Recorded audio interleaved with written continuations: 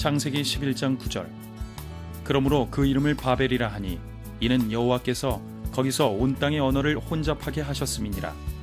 여호와께서 거기서 그들을 온 지면에 흩으셨더라.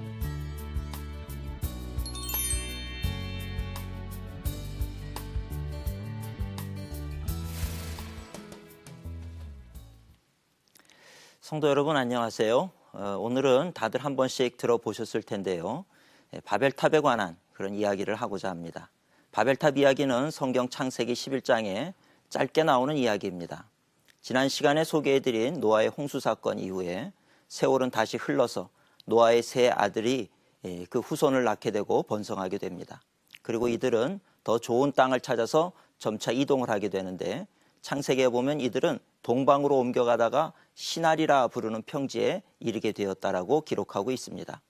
그리고 그곳에서 사람들은 높은 탑, 즉 바벨탑을 쌓기로 결정을 합니다. 바벨탑 사건은 지금부터 약 4200년에서 4500년 전의 일입니다. 이 당시의 공사 기술로 과연 그런 일이 가능했을까 궁금해지는데 오늘 성경은 그 모든 일을 자세히 기록하고 있습니다. 창세기 11장 3절에 보면 벽돌을 만들어서 견고히 굽고 그리고 그 벽돌로 돌을 대신해서 역청으로 진흙을 대신해서 이렇게 쌓아 올린다 이렇게 기록이 되어 있습니다. 돌을 쌓고 그 사이에 진흙을 바르는 것도 그 당시로서는 탁월한 공사 기술이었다고 할 수 있겠는데 벽돌을 구운 다음에 그 사이에 역청을 바르는 기술이 그 당시에 있었다는 것은 매우 놀라운 일이 아닐 수 없습니다. 그렇게 해서 사람들은 힘을 모아 바벨탑을 쌓기 시작하는데요. 창세기에 보면 바벨탑을 쌓은 이유를 이렇게 설명하고 있습니다. 성읍과 탑을 건설하여 그 탑 꼭대기를 하늘에 닿게 하여 우리 이름을 내고 온 지면에 흩어지는 것을 면하자. 다시 말하면 위대한 일을 이루어서 자신들의 그 이름을 유명해지게 하고 또 이 탑을 중심으로 해서 모여 살자는 것이었습니다. 옛날이나 지금이나 사람들은 유명해지고 싶은 욕망이 있었던 것 같습니다. 탑을 높이 쌓아서 하늘 꼭대기에 이르게 하겠다는 것은 사실 별 의미도 없는 일입니다. 오히려 그 탑을 만드는 과정에서 많은 사람들이 다치고 죽을 수도 있습니다. 그러나 그럼에도 불구하고 높은 탑을 쌓고 그것으로 성취감과 자기 만족을 이루려 했다는 것입니다. 그러나 하나님은 이런 일을 용납하지 않으셨습니다. 창세기의 내용에 의하면 여호와께서 이르시되 이 무리가 한 족속이요 언어도 하나이므로 이같이 시작하였으니 이후로는 그 하고자 하는 일을 우리가 막을 수가 없으리로다.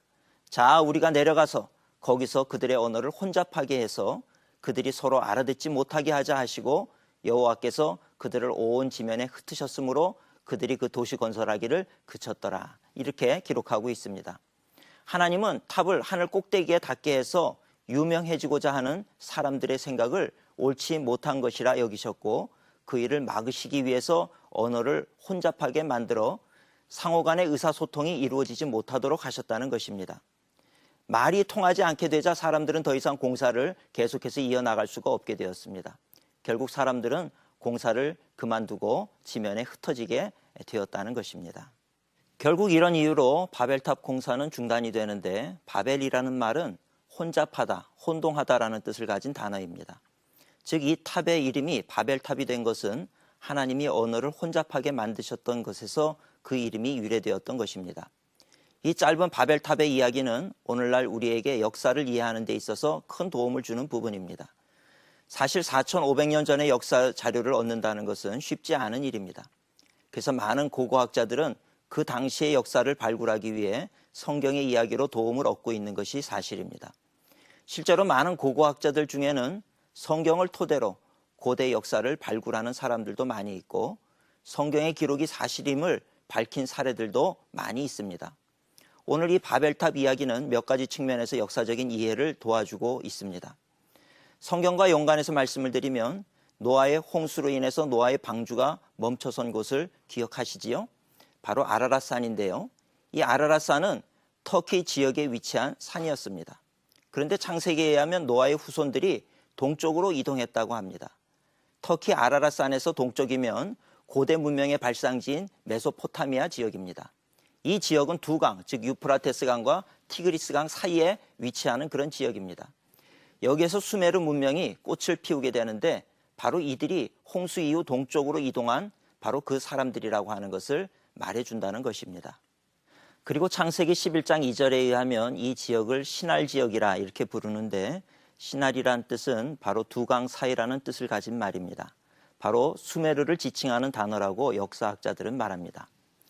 역사적으로 수메르인들은 구운 벽돌과 이 역청을 사용해서 건물을 세웠다는 것이 입증되고 있습니다. 오늘 성경에서도 이들이 구운 벽돌과 역청을 사용해서 이 바벨탑을 세웠다라고 증언을 하고 있는데 시간적으로도 이 수메르인들이 문명의 꽃을 피웠던 시기와 또 이 바벨탑이 세워졌다는 성경의 시기가 일치한다는 점은 정말 놀라운 일이 아닐 수 없습니다. 또한 수메르인들은 역사상 최초로 이 점토판에 쇠기 문자를 사용했습니다. 근데 이 수메르 사람들이 남긴 자료 가운데 대홍수 사건이 기록된 수메르 점토판이 발견이 된 것입니다.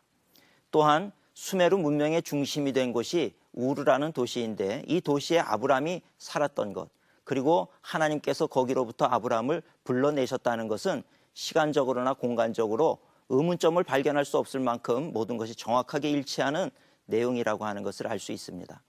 그럼 오늘 배운 이야기를 다시 한번 요약해서 보시겠습니다. 오늘의 핵심 요약. 첫째, 노아의 자손들은 새로운 땅에서 번성하였습니다. 둘째, 사람들은 바벨탑을 높이 쌓고 한 곳에 모여 살았습니다. 셋째, 하나님께서 사람들의 언어를 혼잡하게 하셨습니다. 넷째, 바벨탑 쌓는 일이 중단되고 사람들은 온 땅에 흩어지게 되었습니다.